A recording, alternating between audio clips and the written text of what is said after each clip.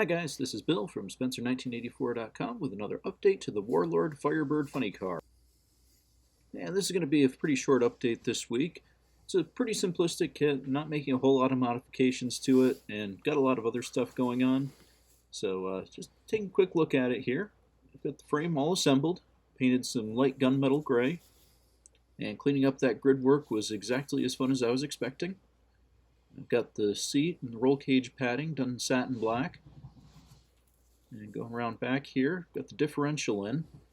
It's actually just snapped in place, cut off the two ends of it and pushed it in from the back. And what was going to be a test fit, it doesn't come out, so it gets to stay in there permanently now. I also got the engine all painted and mostly assembled. Got the sides of the scoop cleaned up, sanded the seam off there, and then added some bare metal foil to clean that up. I do still need to add the butterflies to it, so that's going to be an interesting task.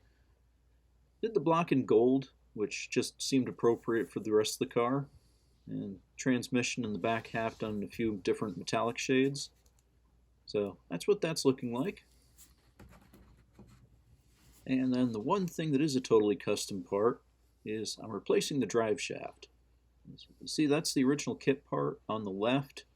And not only is it not round, it's got some pretty nasty ejection marks, and it just doesn't look right. So made a new one out of some aluminum tubing, put a little collar around the end there, and a new pin so it can fit in the differential. And to install it, actually give you an extra deep hole in the back of the transmission there.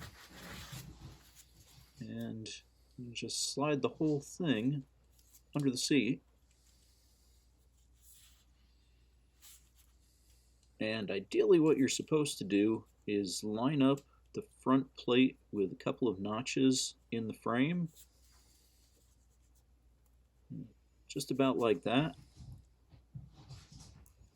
But the fit really is not very good.